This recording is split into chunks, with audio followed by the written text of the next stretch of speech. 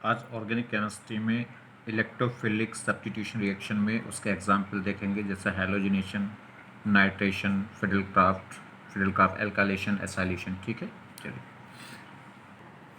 चलिए तो स्टार्ट करते हैं। देखिए, बेंजीन है। बेंजीन क्या करती है? एक इलेक्ट्रोफिलिक सब्स्टिट्यूशन रिएक्शन दिखाती है। ठीक, क्योंकि इसके पास क्या है, ये एरोमेटिक कंपाउंड है, तो एडिशन तो जनरली दिखाएगा नहीं, क्योंकि इसके पाई बॉन्ड एडिशन के लिए अवेलेबल नहीं होंगे, क्योंकि वो क्या होते हैं, डीलोकलाइज होते हैं, या कह सकते हैं एरोमेटिसिटी में इन्वॉल्व हो जाते हैं। तो जनरली क्या दिखाता है? Electrophilic substitution. तो सब्स्टिट्यूशन दिखाता है, और सब्स्टिट्यूशन भी कैसी? इलेक्ट्रोफिलिक। क्यों? क्योंकि खुद कैसे एक्ट करता है? न्यूक्लियोफाइल की तरह, तो इलेक्ट्रोफाइल को अट्रैक्ट करेगा। चलिए, तो इलेक्ट्रोफिलिक सब्स्टिट्यूशन, एरोमेटिक कंपाउंड में जो इलेक्ट्रोफिलिक सब्स्टिट्यूशन थे उसका हमने पढ़ लिया, तो उसके बारे में उसके कुछ एग्जांपल देख रहे हैं, जैसे हैलोजिनेशन। आप इस पे हैलोजन अटैक करेंगे किसी भी लुईस एसिड की प्रेजेंस में, कोई भी लुईस एसिड हो सकता है। यहाँ पे AlX3 लिया है। ठीक, ये लुईस एसिड क्या करेगा यहाँ से, इस हैलोजिनेशन, तो ये रिएक्शन क्या कहलाएगी? हैलोजिनेशन। और इसमें क्या होगा? X प्लस क्या होगा? इलेक्ट्रोफाइल जो जनरेट होगा वो कौन होगा? X plus. X प्लस कोई भी जो भी हैलोजन होगी यहाँ, तो वो X प्लस क्या होगा? इस बेंजीन पर अटैक कर जाएगा, और क्या हो जाएगा? X लग जाएगा, और H वहाँ से रिमूव होकर क्या बन जाएगा? HX। तो ये क्या है? एक इलेक्ट्रोफिलिक सब्स्टिट्यूशन है, क्योंकि इसमें जो इलेक्ट्रोफाइल है वो कौन है? हैलोनियम आयन है। ठीक, और ये क्या होगा? बेंजीन पर अटैक कर देगा। चलिए, दूसरा, जैसे कोई एसिड हैलाइड है। एसिड हैलाइड हमने लिया किसी लुईस एसिड की प्रेजेंस में, तो ये कहलाती है फिडेलक्राफ्ट। और फिडेलक्राफ्ट में दो एग्जाम्पल होते हैं, अगर कोई एल्का हैलाइड यूज़ करते हैं तो एल्काइलेशन, और कोई एसिड हैलाइड यूज़ करेंगे तो एसाइलेशन। तो ये फिडेलक्राफ्ट एसाइलेशन रिएक्शन कहलाएगी, और लुईस एसिड की प्रेजेंस में होगी। लुईस एसिड क्या करेगा? इसके X माइनस को खींच के ले जाएगा, तो यहाँ पे जो इलेक्ट्रोफाइल जनरेट होगा वो अरेलियम आयन। ठीक है, ये ये अरेलियम आयन क्या हो जाएगा? इसमें इलेक्ट्रोफाइल जनरेट होगा, और वो इलेक्ट्रोफाइल इस बेंजीन पे क्या कर जाएगा? अटैक, और ये क्या बन जाएंगी? कोई भी कीटो बेंजीन बन जाती है। ठीक है, मतलब कार्बोनाइल बेंजीन। अगर फिडेलक्राफ्ट एल्काइलेशन हुई, अगर किसी एल्का हैलाइड की रिएक्शन कराएंगे लुईस एसिड की प्रेजेंस में, तो क्या कहलाएगा? ये एल्काइल फिडेलक्राफ्ट एल्काइलेशन, और इसमें जो इलेक्ट्रोफाइल जनरेट होगा वो कौन होगा? R plus. ठीक है, कार्बोकटाइन कोई, और कार्बोकटाइन होगा तो यहाँ पर रीअरेंजमेंट भी हो सकता है। ठीक है, तो ये क्या होगा? ये जो R प्लस है का इलेक्ट्रोफाइल वो क्या कर जाएगा? बेंजीन पर अटैक करके इलेक्ट्रोफिलिक सब्स्टिट्यूशन रिएक्शन दिखा देगा, और क्या बन जाएगी? कोई एल्काइल बेंजीन। ठीक, एसिड नाइट्रेशन, अगर हम क्या करें, concentrated HNO3 concentrated nitric acid की कंसनट्रेटेड नाइट्रिक एसिड की रिएक्शन कराएं बेंजीन से in presence of concentrated H2SO4, तो यहाँ से क्या होता है? एक इलेक्ट्रोफाइल जनरेट होगा NO2 प्लस, और ये रिएक्शन कहलाती है नाइट्रेशन। तो इस केस में ये जो NO2 प्लस है बेंजीन पर अटैक कर देगा, और क्या हो जाएगा? नाइट्रो बेंजीन जनरेट हो जाएंगी। चलिए देखते हैं क्या करके। तो सबसे पहले देख रहे हैं हैलोजिनेशन। हैलोजिनेशन के केस में क्या होगा? बेंजीन पे हैलोजन अटैक करेगी किसकी प्रेजेंस में? किसी भी लुईस एसिड की प्रेजेंस में। कोई भी आप लुईस एसिड ले सकते हैं, जैसे AlX3 ले लें, या FeX3 ले लें, या Fe मेटल भी ले सकते हैं हीट की प्रेजेंस में। चलिए, तो ये क्या करेगा? यहाँ से H प्लस को हटा के X प्लस जोड़ देगा, क्योंकि क्या हो जाएगा? हैलोजिनेशन। मतलब H रिमूव होके क्या आ गई? हैलोजन। तो ये क्या कहलाती है? हैलोजिनेशन। मैकेनिज्म क्या होगा इसका समझिए। मैकेनिज्म में क्या है? ये जो X2 है, ये जो हैलोजन है हमारे पास, इसकी रिएक्शन करेंगे लुईस एसिड से। AlCl3 क्या है? एक लुईस एसिड है, मतलब इलेक्ट्रॉनों की कमी है। तो ये क्या करेगा? जब इलेक्ट्रॉनों की कमी है तो तुरंत यहाँ से क्या करेगा? X माइनस को खींचेगा। माइनस मतलब ये इलेक्ट्रॉन, बॉन्ड के दोनों इलेक्ट्रॉन लेके एक से अलग हो जाएगा, एक हैलोजन अलग हो जाएगा, तो ये होगा X माइनस, और ये होगा X प्लस। X माइनस को कौन ले जाएगा? ये लुईस एसिड, क्योंकि इसके पास इलेक्ट्रॉनों की कमी है, ये लोन पेयर को एक्सेप्ट करेगा। तो ये क्या करेगा? X माइनस को यहाँ अपने पास खींच लेगा, तो क्या जनरेट होगा? X प्लस तो रह जाएगा यहाँ, और X माइनस पहुंच जाएगा इस लुईस एसिड पे, क्या बन जाएगा? AlX4 माइनस, जो अब किसका काम करेगा? बेस का काम करेगा। चलिए, तो पहला स्टेप तो ये हुआ। पहले स्टेप तो में क्या हो गया? एलोजन से रिएक्शन करके लुईस एसिड ने क्या जनरेट कर दिया? ये हेलोनियम आयन, जो क्या करेगा? इसमें इलेक्ट्रोफाइल की तरह काम करेगा। अब क्या होगा? ये नेक्स्ट स्टेप में क्या होगा? जो इलेक्ट्रोफाइल जनरेट हुआ है X प्लस, ये क्या करेगा? बेंजीन पर अटैक करेगा। ठीक है, फॉरवर्ड बेसिस के लिए इसका इक्विलिब्रियम कांस्टेंट K1 मान रहे हैं, और बैकवर्ड के लिए क्या मान रहे हैं? K inverse. चलिए, अभी क्या होगा? यहाँ से पाई बॉन्ड तोड़ेगा, ये पाई बॉन्ड टूट के यहाँ माइनस, और यहाँ प्लस, और माइनस से क्या हो जाएंगे? इसको इलेक्ट्रॉन रिलीज हो जाएंगे। कह सकते हैं यहाँ पे X क्या हो जाएगा? अटैच। एक पे X, जहाँ भी माइनस होगा वहाँ पे X प्लस आके जुड़ जाएगा, और दूसरी जगह कार्बन कैटायन जनरेट हो जाएगा। अब ये जो कार्बन कैटायन जनरेट हुआ, ये इसके साथ कॉन्जुगेशन में देखिए, charge single double, double single double, तो यहाँ से यहाँ, फिर यहाँ से यहाँ, इस टाइप से रेजोनेंस दिखाएगा। और इसी को क्या बोलते थे? सिग्मा कॉम्प्लेक्स, या क्या बोलते हैं इसको? Violent complex. ठीक है, और ये क्या है? एक स्टेबल कार्बोकैटायन जनरेट हो रहा है। चलिए, अब इसमें नेक्स्ट स्टेप में क्या होगा? और यही क्या होता था? रेट डिटरमाइनिंग स्टेप होता था, जब इलेक्ट्रोफाइल ऐड होके क्या बनाता था? सिग्मा कॉम्प्लेक्स, या अरेनियम आयन बोलते थे इसको, या वायलेंट आयन भी बोल सकते हैं, वायलेंट कॉम्प्लेक्स भी कह सकते हैं। चलिए, तो यही रेट डिटरमाइनिंग स्टेप इसमें था इलेक्ट्रोफिलिक सब्स्टिट्यूशन रिएक्शन में। अब क्या करते हैं नेक्स्ट स्टेप में, क्या था, ये जो AlX4 माइनस है ये बेस की तरह एक्ट करेगा, और बेस की तरह एक्ट करेगा तो क्या होगा, ये इसके H+ को अपने पास खींचेगा। जैसे ही H+ यहाँ से निकल के जाएगा तो ये बनेगा माइनस, और माइनस प्लस क्या बना देंगे, बॉन्ड, और ये कंप्लीट क्या हो गया, हेलोबेंजीन बन गई। ठीक है, यहाँ से H वापस क्या कर लेगा, इससे X माइनस ले लेगा, क्या बना देगा HX, और लुईस एसिड वैसा का वैसा ही निकल जाएगा। ठीक है, तो ये क्या था, ये इसमें स्लोवेस्ट स्टेप था, यही क्या था, रेट डिटरमाइनिंग स्टेप, और ये नेक्स्ट स्टेप हो गया। अब वो डिपेंड करेगा कि K1 बड़ा है या K2 बड़ा है। मतलब इसमें क्या है, 2 स्टेप रिएक्शन हो गई। ये क्या होगा, पहले क्या बनेगा, इंटरमीडिएट, और इंटरमीडिएट से फिर क्या बनेगा, प्रोडक्ट। तो क्या होंगी, 2 ट्रांजिशन स्टेट बनेंगी, इसमें 2 स्टेप होंगे। एक इंटरमीडिएट बन रहा है तो कितने स्टेप की रिएक्शन हो गई, 2 स्टेप की। तो इलेक्ट्रोफाइल का जो अटैकिंग है वो रेट डिटरमाइनिंग स्टेप था, मगर C और H का जो बॉन्ड ब्रेकिंग है वो रेट डिटरमाइनिंग स्टेप में इन्वॉल्व नहीं है, तो इसलिए इसमें आइसोटॉपिक इफेक्ट नहीं आएगा। मतलब H हो, D हो, T हो, वो रेट पे इफेक्ट नहीं करेंगे। तो देखिए रिएक्शन विद F2, अब हैलोजन में क्या हो सकते हैं, जैसे हमने जो X2 लिया था उसमें F2 हो सकती है, Cl2 हो सकती है, Br2 हो सकती है, I2 हो सकती है। तो हैलोजनेशन में 4 तरह की हो सकती हैं, फ्लोरिनेशन, ब्रोमिनेशन, क्लोरिनेशन, आयोडीनेशन। ठीक है, तो reaction with F2 is so fast that there is possibilities of formation of product will explosion. ठीक है, ये कह रहा है एक्सप्लोजन हो जाता है। एक्सप्लोजन मतलब हाईली एक्सोथर्मिक हो जाती है, large amount of heat release हो जाती है, जो क्या कर देगी, प्रोडक्ट को जला देती है। तो ये कह रहा है reaction with F2 is very fast, that is there is the possibilities of formation of product will explosion, therefore reaction will F2 is practically avoid. तो प्रैक्टिकली क्या करते हैं, फ्लोरिनेशन को हम क्या करते हैं, अवॉइड करते हैं, क्योंकि हाईली एक्सोथर्मिक होती है, इसमें एक्सप्लोजन हो जाता है, मतलब लार्ज अमाउंट ऑफ हीट निकलती है, जिससे क्या है, ये प्रोडक्ट को ही जला देती है, मतलब ब्लास्ट हो जाता है इसमें। ठीक है, तो इसलिए फ्लोरिनेशन की रिएक्शन नहीं देखेंगे। तो in case of chlorination and bromination, तो जनरली क्या होगा, इन केस ऑफ क्लोरिनेशन और ब्रोमिनेशन के केस में क्या होगा, जो इनवर्स क्या था, इक्विलिब्रियम कांस्टेंट था, वो छोटा रहेगा किससे, K2 से। मतलब जो सेकंड स्टेप है, उस सेकंड स्टेप में एक्टिवेशन एनर्जी क्या होगी, कम होगी, और जब एक्टिवेशन एनर्जी कम होगी तो जो इंटरमीडिएट है वो पीछे न जाके क्या हो जाएगा, फॉरवर्ड भाग जाएगा। ठीक है, तो इसलिए जो प्रोडक्ट फॉरवर्ड डायरेक्शन में क्या होगी, रिएक्शन फास्ट हो जाएगी। तो इस केस में क्या है, जो K2 था वो K1 से क्या था, बड़ा था, K इनवर्स से। तो कह रहा है फॉरवर्ड रेट ऑफ, तो इसका मतलब क्या हुआ, forward rate of reaction of violent complex मतलब ये जो इंटरमीडिएट इसमें बन रहा था, जिसे क्या बोलते हैं, सिग्मा कॉम्प्लेक्स या वायलेंट कॉम्प्लेक्स या एरेनियम आयन बोल रहे थे। ठीक है, तो कह रहा है कि इसमें K2 की वैल्यू क्या है, बड़ी है, इसका मतलब सेकंड स्टेप में जो एक्टिवेशन एनर्जी है वो कम होगी, और कम होगी तो इसका मतलब फॉरवर्ड वाला जो रेट है वो क्या होगा, फास्ट होगा, बैकवर्ड वाला रेट स्लो होगा। तो रिएक्शन जनरली काम मूव कर जाएगी फॉरवर्ड। तो वही कहा, forward rate of reaction for the violent complex क्या होगा, ज़्यादा होगा, backward rate of reaction for violent complex. तो वायलेंट कॉम्प्लेक्स फॉरवर्ड भाग जाएगा, ना कि बैकवर्ड। तो फॉरवर्ड वाला रेट ज़्यादा हो जाएगा बैकवर्ड से, क्योंकि K2 बड़ा होगा K1 से। किस केस में, क्लोरिनेशन और ब्रोमिनेशन के केस में। मतलब क्लोरिनेशन और ब्रोमिनेशन के केस में रिएक्शन क्या होगी, फॉरवर्ड बेसिस होगी। ये कह रहा है इरिवर्सिबल इन नेचर। अगर तो कह रहा है कि जो क्लोरिनेशन और ब्रोमिनेशन है वो कैसी होगी, इरिवर्सिबल नेचर होगी, मतलब बैकवर्ड नहीं आएगी। इन ये कह रहा है इन स्लो स्टेप में CH bond fission do not take place. ये कह रहा है जो रेट डिटरमाइनिंग स्टेप है या स्लो स्टेप है, उसके वो कौन सा है, जब इलेक्ट्रोफाइल अटैक करता है बेंजीन पे, तो वो स्टेप क्या होता है, रेट डिटरमाइनिंग स्टेप होता है, या कह सकते हैं स्लोवेस्ट स्टेप, जिसमें इलेक्ट्रोफाइल बेंजीन पर अटैक करके क्या बनाता है, वायलेंट कॉम्प्लेक्स। तो कह रहा है कि जो CH बॉन्ड ब्रेकिंग है वो नेक्स्ट स्टेप में है, और वो स्टेप रेट डिटरमाइनिंग स्टेप में काउंट नहीं होता। तो C और H के बॉन्ड ब्रेकिंग का जो बॉन्ड है, C और H के बीच का जो बॉन्ड ब्रेकिंग है, वो रेट को इफेक्ट नहीं करता। तो इसलिए कह रहा है कि इस केस में क्या होगा कि K की जो इक्विलिब्रियम कांस्टेंट होगा, चाहे H ले लो और चाहे ड्यूटेरियम ले लो, चाहे ट्राइटियम ले लो, वो क्या रहेगा, सेम रहेगा ऑलमोस्ट।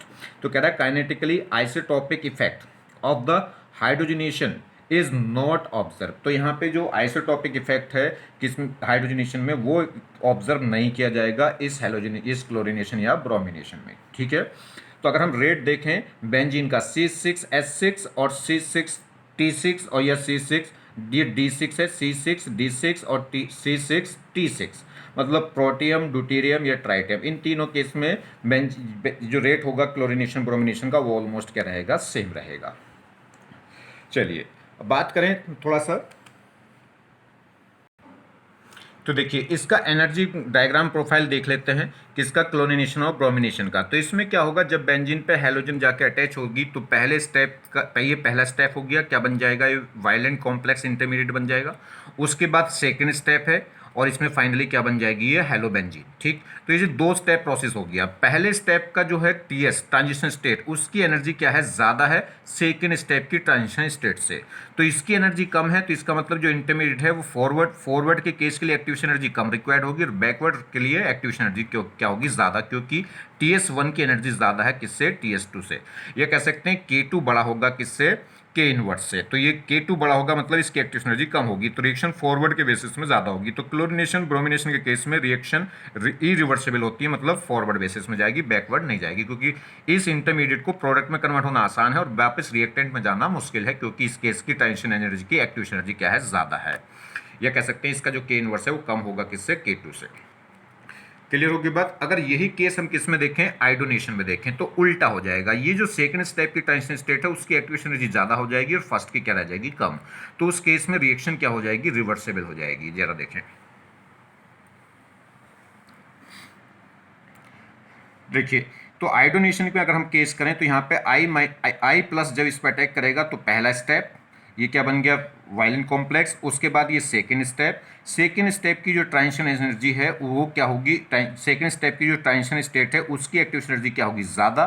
तो ज़्यादा होगी तो ये फॉरवर्ड बेसिस में इस, या कह सकते हैं K2 कम हो जाएगा, K इनवर्स क्या हो जाएगा, ज़्यादा। तो पहला स्टेप से नेक्स्ट सेकेंड स्टेप के लिए एक्टिवेशन एनर्जी ज़्यादा रिक्वायर्ड होगी और फर्स्ट स्टेप के लिए कम होगी।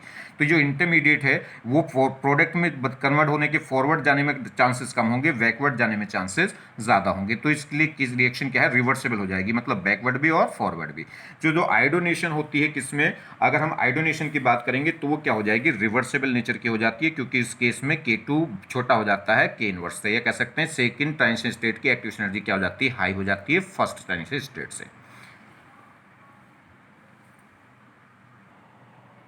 तो देखिए आयोडोनेशन में क्या होगा, आयोडोनेशन के केस में जो K1 है, K1 बड़ा हो जाता है किससे, K2 से। तो कह सकते हैं बैकवर्ड रिएक्शन के लिए एक्टिवेशन एनर्जी कम रिक्वायर्ड होगी, फॉरवर्ड के लिए ज़्यादा। तो जो वायलेंट कॉम्प्लेक्स है वो क्या हो जाएगा, बैकवर्ड का रेट ज़्यादा हो जाएगा फॉरवर्ड से, तो इसलिए रिएक्शन क्या हो जाएगी, रिवर्सिबल। तो rate of reaction forward for violent complex वो कम रह जाएगा किससे, rate of reaction backward for the violent complex. तो वायलेंट कॉम्प्लेक्स से जो बैकवर्ड वाला रेट है वो ज़्यादा हो जाएगा और फॉरवर्ड वाला रेट कम होगा, तो इसलिए रिएक्शन फाइनली कहाँ चली जाएगी, बैकवर्ड। तो iodination is a slow reversible process. तो आयोडोनेशन क्या हो जाता है, स्लो रिवर्सेबल प्रोसेस हो जाएगा। तो ध्यान रखेंगे। तो क्लोरीनेशन ब्रोमिनेशन में रिएक्शन क्या होगी, इरिवर्सेबल, मगर आयोडोनेशन में रिएक्शन क्या हो जाती है, रिवर्सेबल हो जाती है। और फ्लोरीन के केस को जनरली देखते नहीं, क्योंकि उसमें क्या होता है, एक्सप्लोजन हो जाता है। ठीक, ये कह रहा है kinetically isotopic effect of hydrogen is the observe in the iodination. तो आयोडोनेशन के केस में अब जब आइसोटोपिक इफेक्ट क्या कर देगा, रेट पे इफेक्ट डाल देगा, क्योंकि बैकवर्ड रेट ज़्यादा हो गया, फॉरवर्ड कम हो गया। तो अब डिपेंड करेगा कि फॉरवर्ड वाले स्टेप में H टूट रहा है कि D टूट रहा है या T टूट रहा है। तो इस केस में आयोडोनेशन के केस में आइसोटोपिक इफेक्ट क्या हो जाएगा, ऑब्जर्व हो जाएगा। तो kinetically isotopic effect of hydrogen is observe for iodination. तो इस केस में क्या होगा, अगर प्रोटियम है ड्यूटेरियम, तो प्रोटियम के केस में रेट ज़्यादा होता है ड्यूटेरियम्स के कंपेरिजन, कितना टाइम्स, 4 टाइम्स, क्योंकि CH बॉन्ड वीक होगा और C और D बॉन्ड क्या होगा, स्ट्रॉन्ग। रीजन क्या है, D का मास क्या होगा, ज़्यादा, तो इसमें वाइब्रेशन कम होगी, वाइब्रेशन कम होगी तो स्ट्रॉन्ग बॉन्ड बनाएगा, और स्ट्रॉन्ग बॉन्ड बनाएगा तो क्या होगा, इसका रेट क्या हो जाएगा, स्लो। तो इस केस में अगर हम बात करेंगे तो रेट अगर देखेंगे तो C6H6 और C6D6 और C6T6 का रेट इक्वल नहीं होगा। किसका ज़्यादा होगा, H प्रोटियम के केस में ज़्यादा होगा ड्यूटेरियम से, ड्यूटेरियम में ज़्यादा होगा एज कंपेरिजन टू ट्राइटियम। देखिए, तो अगर हम बात करें अब बेंजीन की रिएक्शन जब आयोडोनेशन से करा रहे हैं किसी लुईस एसिड की प्रेजेंस में, तो क्या है, आयोडो बेंजीन तो बन रही है, साथ में निकल रहा होगा HI, क्योंकि I प्लस यहाँ गया होगा और H प्लस वहाँ से आके क्या बना होगा, HI। अब ये HI क्या होता है, एक स्ट्रॉन्ग रिड्यूसिंग एजेंट होता है। स्ट्रॉन्ग रिड्यूसिंग एजेंट है तो वापस इसको क्या कर देगा, रिड्यूस कर देगा, और रिड्यूस करके इसको क्या बना देता है, रिवर्सेबल। तो ये रिएक्शन रिवर्सेबल ना हो, इरिवर्सेबल हो जाए, तो उसके लिए क्या करना पड़ेगा, इस HI को यहाँ से प्रोडक्ट की साइड से रिमूव करना पड़ेगा। जब तक ये रहेगा तो ये एक स्ट्रॉन्ग रिड्यूसिंग एजेंट है और इसको क्या करता रहेगा, वापस बेंजीन में रिड्यूस करता रहेगा, तो रिएक्शन क्या हो जाएगी, रिवर्सेबल हो जाएगी। तो इरिवर्सेबल हो उसके लिए हमें HI हटाने पड़ेगा, और HI क्या है कि स्ट्रॉन्ग रिड्यूसिंग एजेंट। तो कोई ऑक्सीडाइजिंग एजेंट डाल दें, कोई भी ऑक्सीडाइजिंग एजेंट डाल दो जो इसको क्या कर दे, ऑक्सीडाइज कर दे, और ऑक्सीडाइज कर देगा तो ये हट जाएगा यहाँ से, ये क्या बन जाएगा, HI का बन जाएगा I2, और I2 हो जाएगा तो वो क्या होगा, जब ये कम होगा तो रिएक्शन फॉरवर्ड के फेवर में आ जाएगी। अगर कोई रिएक्टेंट साइड क्या होती है, कम होती है, तो रिएक्शन कहाँ भागेगी, फॉरवर्ड, किसके अकॉर्डिंग, लीच एटलेस प्रिंसिपल के अकॉर्डिंग। और साथ में जब इसका ऑक्सीडेशन हो जाएगा तो क्या बन जाएगी, I2, और वो I2 बढ़ने का मतलब रिएक्टेंट की साइड कोई बढ़ गया, और रिएक्टेंट की साइड बढ़ गया तो रिएक्शन फिर भी फॉरवर्ड। तो इसलिए क्या होगा, दोनों केस हो जाएंगे। जब HI क्या होगा, रिड्यूस होगा, खत्म होगा यहाँ से, तो प्रोडक्ट की साइड में कुछ भी खत्म होगा तो रिएक्शन कहाँ भागेगी, फॉरवर्ड, लीच एटलेस प्रिंसिपल के अकॉर्डिंग। और जब इसका ऑक्सीडेशन होगा तो साथ में HI तो खत्म होगा ही, साथ में I2 बन जाएगा, इसका I2 बन जाएगा, और I2 वो क्या करेगी, यहाँ हेल्प कर देगी, तो रिएक्टेंट वाला अमाउंट बढ़ जाएगा तो रिएक्शन फिर भी फॉरवर्ड भागेगी। तो दोनों ही केस किस कहाँ भगा देंगे, इसको फॉरवर्ड, जिससे ये क्या हो जाएगी, रिवर्सेबल से इरिवर्सेबल हो जाएगी। तो इसके लिए, इसे रिड्यूस करने के लिए हमें क्या डालना पड़ेगा, कोई ऑक्सीडाइजिंग एजेंट। तो कह रहा है to make it irreversible, strong oxidizing agent like, जैसे कि HiO3 and HNO3 are use. ठीक है, इनमें से कोई सा भी आप ऑक्सीडाइजिंग एजेंट यूज कर सकते हैं, जरूरी नहीं कि यही हो, इसके अलावा कोई और भी ले सकते हैं, ऑक्सीडाइजिंग एजेंट होना चाहिए। तो इनको क्या, ये ऑक्सीडाइजिंग एजेंट क्या करेंगे, HiO3 डाल सकते हैं या HNO3 डाल सकते हैं, वो HI को क्या कर देगा, ऑक्सीडाइज करके I2 बना देगा। देखिए कैसे जरा, तो देखिए ये HI की रिएक्शन अगर हम क्या किससे करा दें, HiO3 से, ये एक ऑक्सीडाइजिंग एजेंट है और ये एक रिड्यूसिंग एजेंट है, तो इनके बीच में तुरंत एक रिएक्शन हो जाएगी। तो ये क्या होगा, यहाँ से ये क्या होगा कि इसमें अगर हम बात करें तो I केस में है -1 में, और इसमें देखिए H जाएगा +1 में, तो I किस में, -1 में। यहाँ देखें तो I की ऑक्सीडेशन नंबर आएगी +5, इससे क्या होगा, एक तो वाटर निकल जाएगा और एक I2 बन जाएगी। I2 में I की ऑक्सीडेशन नंबर कितनी होगी, 0, तो ये -1 से किस में चला गया है, 0 में, तो ऑक्सीडेशन नंबर बढ़ गई, तो इसका क्या हो जाएगा, ऑक्सीडेशन, और इसका खुद का क्या हो जाएगा, रिडक्शन, क्योंकि +5 से किस में जा रहा है, 0 में, तो इसका हो गया रिडक्शन। ऑक्सीडेशन रिडक्शन दोनों हो रहे हैं तो रिडॉक्स रिएक्शन कहलाएगी, और एक ही सब्सटेंस का क्या हो रहा है, ऑक्सीडेशन रिडक्शन, तो क्या कहलाएगा, डिस्प्रपोर्शनेशन। खैर छोड़िए, उसकी बात नहीं कर रहे हम, क्या डिस्प्रपोर्शन है, क्या है, फिलहाल रिडॉक्स है, फिलहाल क्या है, HI क्या हो गया, ऑक्सीडाइज होकर I2 में कन्वर्ट हो गया।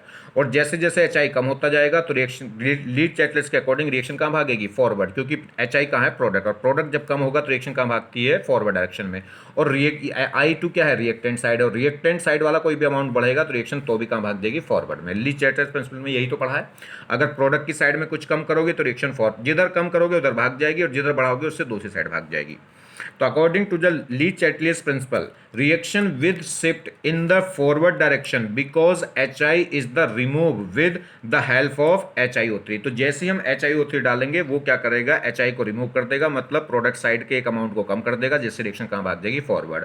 दूसरी एक और बात हो जाएगी, इसमें जो इसके ऑक्सीडेशन से जो प्रोडक्ट बना वो I2 बन गया, और I2 क्या है, रिएक्टेंट साइड में जरूरत पड़ रही है उसकी I2 की, जब क्या कर रहे हैं, आयोडीनेशन कर रहे हैं बेंजीन का, तो I2 तो डाल रहे हैं। तो देखिए अगर रिएक्टेंट अमाउंट भी बढ़ जाए तो साथ में रिएक्शन और फॉरवर्ड के फेवर में हो जाएगी, मतलब प्रोडक्ट के फेवर में। तो कह रहा है दिस HI इज यूज, ये जो HI है, दिस HI कौन सा, जिसको हम क्या कर रहे हैं, ऑक्सीडाइज कर रहे हैं, this HI is use for the ये formation, for the reformation of I2 with which also shift reaction in the forward direction according to the Le Chatelier principle. ये कह रहा है कि HI से जो क्या बना है, I2 बना है, वो I2 क्या होगा, हम रिएक्टेंट साइड में हम क्या कर सकते हैं, इसे रिफॉर्म यूज कर सकते हैं, किसमें, रिएक्टेंट साइड में, और इसलिए उसकी वजह से रिएक्शन और ज्यादा फॉरवर्ड भाग जाएगी। चलिए, तो क्या होगा, तो जैसे ही हम अगर कोई भी ऑक्सीडाइजिंग एजेंट डाल देंगे तो वो HI को क्या कर देगा, ऑक्सीडाइज, जिससे क्या हो जाएगी, रिएक्शन फॉरवर्ड डायरेक्शन में भाग जाएगी, अब वो इरिवर्सिबल नहीं रहेगी। क्लियर हो गई बात। तो 2-3 बातें हैं, क्या है, फ्लोरिनेशन में तो हम रिएक्शन देखेंगे नहीं, क्योंकि वो क्या है, एक्सप्लोसिव हो जाती है। क्लोरिनेशन ब्रोमिनेशन के केस में रिएक्शन क्या होती है, रिएक्शन क्या होगी, फॉरवर्ड डायरेक्शन में मूव करेगी, मतलब इरिवर्सिबल होगी। अगर क्लोरिनेशन के केस में, अगर आयोडोनेशन के केस में हम रिएक्शन देखेंगे तो आयोडोनेशन के केस में रिएक्शन इरिवर्सिबल हो जाती है, क्योंकि उसमें क्या बनेगा, जो HI बनेगा वो एक स्ट्रॉन्ग रिड्यूसिंग एजेंट है और वो उसको वापस क्या कर देता है, रिड्यूस। तो अगर रिएक्शन इरिवर्सिबल रहे, कौन सी? आयोडीनेशन की। आयोडीनेशन की रिएक्शन को अगर इरिवर्सिबल बनाना है तो उसमें कोई भी स्ट्रॉन्ग ऑक्सीडाइजिंग एजेंट डालना पड़ेगा। दूसरी एक और इंपॉर्टेंट बात है, ये कह रहा है जो आइसोटॉपिक इफेक्ट है हाइड्रोजन का, वो क्या करता है, क्लोरीनेशन ब्रोमिनेशन में या फ्लोरिनेशन में तो इफेक्ट डालेगा नहीं, मगर आयोडोनेशन में, क्योंकि आयोडोनेशन क्या हो जाती है, रिवर्सिबल हो जाती है, इसलिए हाइड्रोजन का जो CH बॉन्ड है वो आइसोटॉपिक जो इफेक्ट है वो मेजर किया जाता है, ऑब्जर्व किया जाता है किसमें, आयोडोनेशन के केस में। तो उस केस में जो रेट है वो प्रोटियम के केस में रिएक्शन फास्ट होगी, C6H6 में फास्ट होगी, किससे, C6D6 से, और C6D6 से फास्ट होगी किसमें, C6 और T6 से। ठीक है, तो प्रोटियम के केस में रिएक्शन फास्ट होगी ड्यूटेरियम से, ड्यूटेरियम में फास्ट होगी ट्राइटियम से इन केस ऑफ आयोडोनेशन, मगर फ्लोरिनेशन ब्रोमिनेशन क्लोरिनेशन में आइसोटॉपिक इफेक्ट ऑब्जर्व नहीं होता। एक और खास बात है, हेलोजिनेशन में क्या हो रहा है, बेंजीन पे आके हेलोजन लग रही है तो क्या बन गया, हेलोबेंजीन। हेलोजन क्या होती है, ओवरऑल एक्टिवेटिंग है कि डीएक्टिवेटिंग? हेलोजन का अगर इफेक्ट देखें तो इंडक्टिव इफेक्ट स्ट्रांग होता है मीसोमेरिक से, तो ओवरऑल इफेक्ट कैसा होगा, इंडक्टिव। और इंडक्टिव है किसका, कैसा, इसका -I।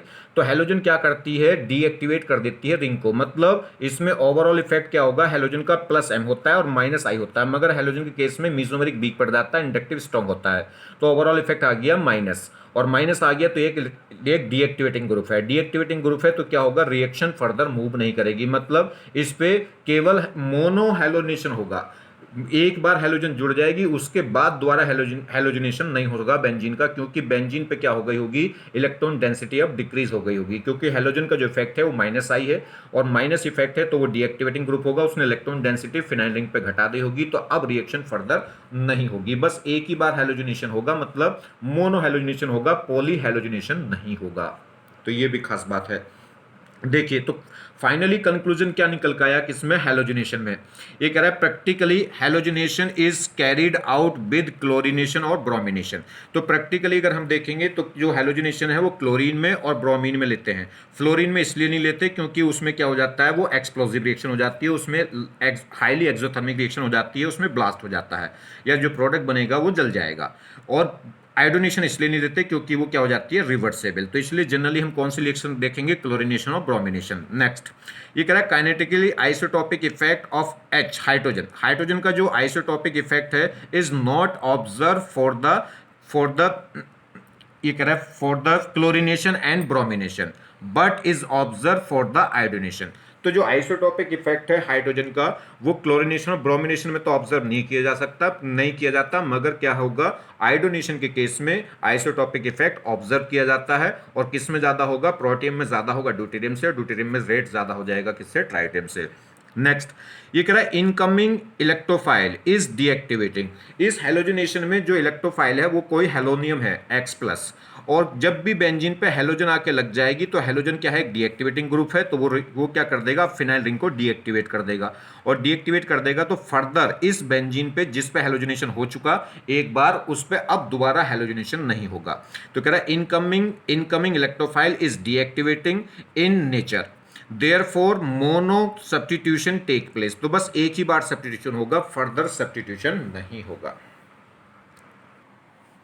तो देखिए एरोमेटिक इलेक्ट्रोफिलिक सब्स्टिट्यूशन में एक एग्जांपल देख लिया हमने हेलोजिनेशन, अब दूसरा एग्जांपल देख रहे हैं नाइट्रेशन रिएक्शन। नाइट्रेशन रिएक्शन क्या है, बेंजीन की रिएक्शन कराएंगे कंसंट्रेटेड नाइट्रिक एसिड से in presence of concentrated H2SO4। तो यहाँ से क्या रिलीज होगा, इससे रिलीज होता है NO2+, और वो NO2+ इलेक्ट्रोफाइल क्या होगा, बेंजीन पे जाके अटैच हो जाएगा। क्लियर, चलिए तो क्या बन जाएगी, नाइट्रोबेंजीन। ये भी एक एरोमेटिक इलेक्ट्रोफिलिक सब्स्टिट्यूशन रिएक्शन है। मैकेनिज्म क्या होगा इसमें, ये कह रहा है जो यानी कि जनरेशन ऑफ इलेक्ट्रोफाइल है, वो इलेक्ट्रोफाइल कैसे जनरेट होगा, ये जो सल्फ्यूरिक एसिड है, सल्फ्यूरिक एसिड एसिड की तरह काम करता है और क्या रिलीज करता है, H+ और HSO4-। ये जो H+ है नाइट्रिक एसिड पे जाके अटैक करेगा, और नाइट्रिक एसिड पे अटैक करके क्या होगा, देखिए ये H+ इस कोई से भी O पे अटैक कर जाएगा, मान लीजिए इस यहाँ से ये अपने लोन पे डोनेट करेगा तो ये H+ इस पे जाके अटैक हो गया, क्या बन जाएगा, OH2+। जब H और O के बीच में एक बॉन्ड बनेगा तो प्लस किस पे चला जाएगा, O पे, तो ये हो जाएगा OH2+। अब यहाँ से वाटर क्या होता है, एक वाटर लिविंग ग्रुप होगा, फटाक से क्या हो जाएगा, रिमूव। तो यहाँ से जैसे ही वाटर रिमूव होगा तो प्लस किस पे आ जाएगा, इस पे, तो क्या बन जाएगा, ये NO2+, और वाटर क्या हो जाएगा यहाँ से रिमूव, तो ये कौन सा इलेक्ट्रोफाइल जनरेट हो गया, NO2+। एक और इंपॉर्टेंट बात है कि जब भी नाइट्रेशन रिएक्शन में दो एसिड यूज हो रहे हैं, एक सल्फ्यूरिक एसिड और एक नाइट्रिक एसिड, सल्फ्यूरिक एसिड तो H+ दे रहा है, तो सल्फ्यूरिक एसिड तो एसिड की तरह बिहेव कर रहा है, मगर नाइट्रिक एसिड क्या कर रहा है, इस H+ को एक्सेप्ट कर रहा है, और H+ को एक्सेप्ट कर रहा है तो ये कैसे काम कर रहा है, ब्रोस्टेड बेस की तरह। ब्रॉस्टेड ने क्या कहा था, जो सब्सटेंस एच आयन देगा वो एसिड और जो सब्सटेंस एच आयन लेगा वो बेस। ठीक है, तो ये ब्रॉस्टेड एसिड की तरह काम कर रहा है, ये ब्रॉस्टेड बेस की तरह। तो ध्यान रखेंगे नाइट्रेशन रिएक्शन में जो नाइट्रिक एसिड है वो कैसे काम करता है, एक ब्रॉस्टेड बेस की तरह। चलिए, अब स्टेप में क्या होगा, इसमें अगर इलेक्ट्रोफाइल जनरेट हो गया, अब देखिए पहला स्टेप क्या होगा, इसमें जो इलेक्ट्रोफाइल है वो बेंजीन पे अटैक करेगा और यही क्या है, स्लोवेस्ट स्टेप होता है।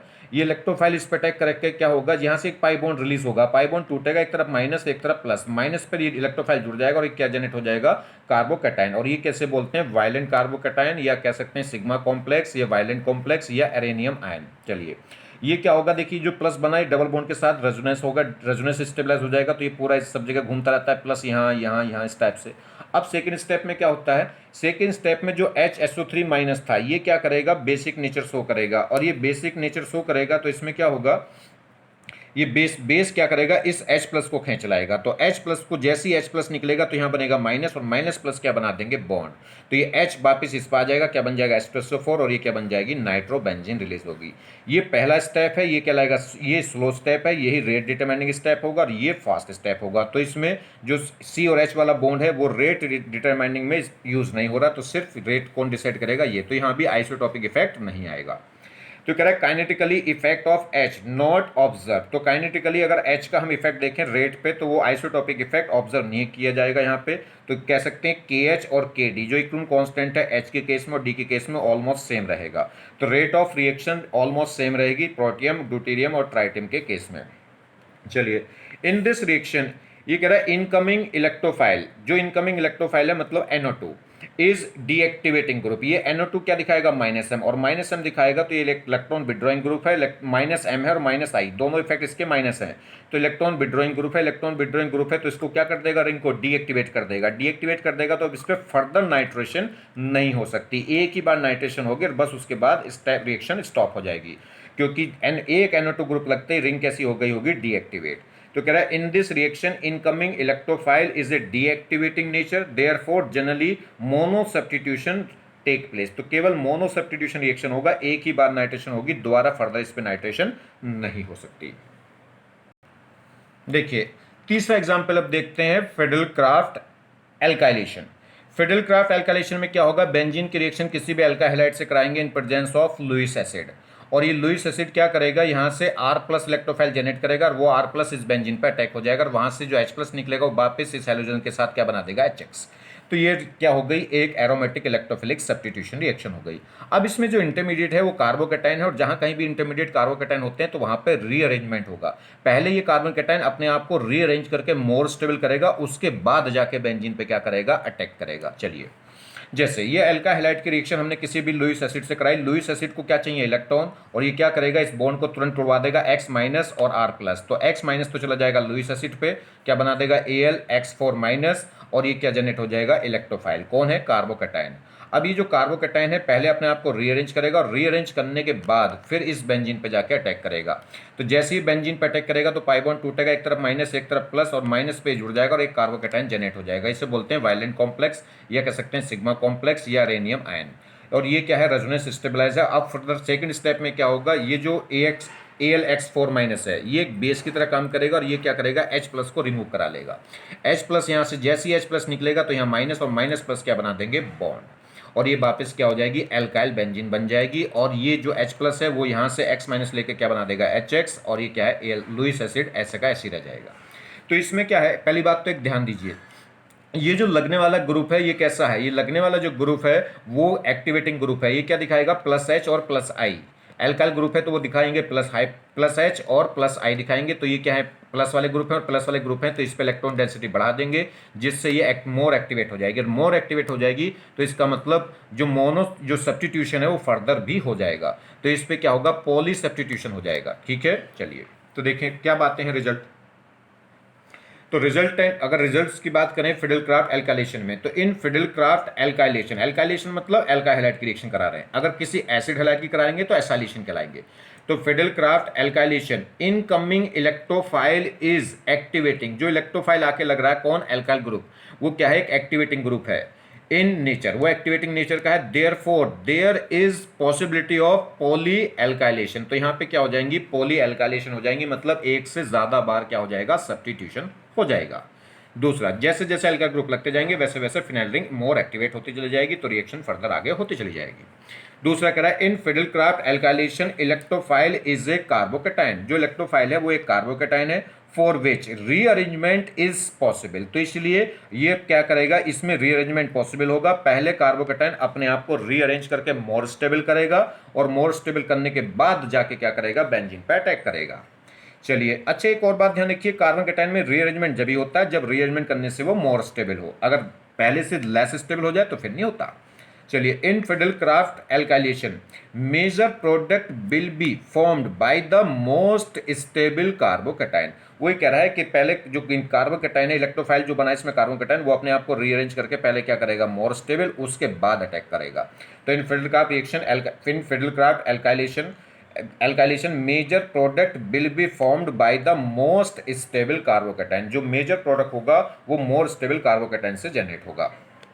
If strong deactivating group is attach to the phenyl ring, अगर हमने क्या कर दिया, फिनाइल रिंग पे कोई स्ट्रॉन्ग डीएक्टिवेटिंग ग्रुप लगा दिया, तो अब जो बेंजीन रिंग है वो क्या हो जाएगी, डीएक्टिवेट, और डीएक्टिवेट हो जाएगी तो उसमें अब फिडेलक्राफ्ट रिएक्शन नहीं होती। क्यों? क्योंकि फिडेलक्राफ्ट को नॉर्मल बेंजीन रिंग चाहिए या उससे एक्टिवेट रिंग चाहिए। जरा सी भी डीएक्टिवेट रिंग अगर हो गई बेंजीन से, जो फिनाइल रिंग है उसकी एक्टिविटी अगर फिनाइल रिंग से बेंजीन रिंग से क्या हो गई, जरा सी भी कम हो गई, तो उस केस में फिडेलक्राफ्ट नहीं होती। क्यों? क्योंकि इस फिडेलक्राफ्ट में जो इलेक्ट्रोफाइल है वो एक कार्बोकेटाइन है, और कार्बोकेटाइन क्या होते हैं, वीक इलेक्ट्रोफाइल होते हैं, वो X+ या NO2+ जैसे स्ट्रॉन्ग न्यूक्लियो इलेक्ट्रोफाइल नहीं होते। स्ट्रॉन्ग इलेक्ट्रोफाइल है मगर उतना स्ट्रॉन्ग इलेक्ट्रोफाइल नहीं जितना कि X+ या NO2+ होता है, तो इसलिए इसको नॉर्मल रिंग या तो नॉर्मल बेंजीन रिंग चाहिए या उससे ज्यादा एक्टिवेट रिंग चाहिए। अगर जरा सी भी बेंजीन से डीएक्टिवेट रिंग हुई तो उस केस में फिडेलक्राफ्ट रिएक्शन नहीं होती। आगे बात समझ में, क्यों? क्योंकि इस पे जो अटैकिंग रीजेंट है इलेक्ट्रोफाइल वो कार्बोकेटाइन है, और कार्बोकेटाइन एक वीक इलेक्ट्रोफाइल होता है। तो if strong deactivating group is attached to the phenyl ring then Friedel Crafts reaction does not take place, तो उस केस में फिडेलक्राफ्ट रिएक्शन क्या है, टेक प्लेस नहीं होती, उसमें नहीं होगी। चलिए, दूसरा एक और इंपॉर्टेंट बात है, if phenyl ring is attach with, अगर फिनाइल रिंग पे क्या लगा दें हम, NH2 लगा दें, NHR लगा दें या NR2 लगा दें, ETC और भी हैं इसके अलावा, ठीक है, तो कह रहा है then Friedel Crafts reaction does not take place, तो उस केस में फिडेलक्राफ्ट रिएक्शन नहीं होती। क्यों? ये तो मोर एक्टिवेटिंग रिंग है, देखिए ये तो मोर एक्टिवेटिंग ग्रुप है, ये तो फिनाइल रिंग को एक्टिवेट करने वाले ग्रुप है। एन पे क्या होगा, लोन पर, लोन पे डोनेट करके क्या दिखाएगा, प्लस है, और प्लस हम दिखाएगा तो बेंजीन रिंग को एक्टिवेट कर देगा, क्योंकि बेंजीन रिंग पे इलेक्ट्रॉन डेंसिटी बढ़ा देगा।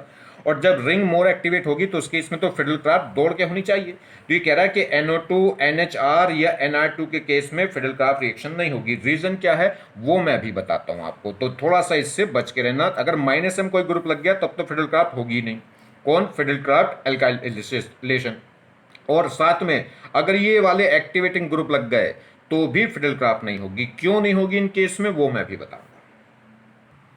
तो देखिए, जैसे हमारे पास क्या कर रहे हैं, ये पॉली एल्काइलेशन देख रहे हैं, ये बेंजीन है, बेंजीन पे कोई एल्का हैलाइड की रिएक्शन कराई लुईस एसिड की प्रेजेंस में, क्या कौन सी रिएक्शन है, फिडेलक्राफ्ट एल्काइलेशन, ठीक। अब इसमें क्या होगा, ये यहां से R+ जनरेट होगा, वो जाके बेंजीन पे लग जाएगा, ये एक बार एल्काइलेशन हो गया।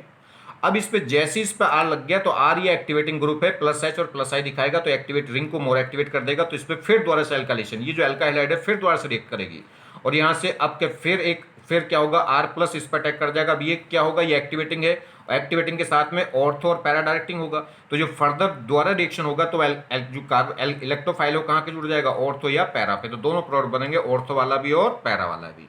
वो अलग बात है कि मेजर कौन सा होगा, मगर अब इस पे अभी क्या हो गया, अभी फिर द्वारा रिएक्शन होगी, अब दो ग्रुप लग गए तो रिंग और एक्टिवेट हो जाएगी, तो अब एक बार R+ फिर जुड़ जाएगा, और फिर जुड़ जाएगा तो या तो यहाँ पे लग जाए या यहाँ पे लग जाए। देखिए इसके लिए ये ऑर्थो, और ये इसके लिए ये क्या होगा, पैरा, तो यहाँ भी लग सकता है और यहाँ भी लग सकता है, तो ये ग्रुप भी बन सकता है और ये भी। हाँ, इनमें स्टेबिलिटी की बात करें तो ये लेस स्टेबल होगा, क्योंकि यहाँ बड़े बड़े ग्रुप, 3 ग्रुप एक साथ आ जाएंगे तो स्ट्रिक्ट हिंड्रेंस हो जाएगी, इससे ज़्यादा स्टेबल ये हो जाएगा। मगर क्या हो गया, देखिए एक बार हुई, 2 बार हुई, 3 बार, तो क्या हो जाएगा, पॉली एल्काइलेशन हो गया। क्यों?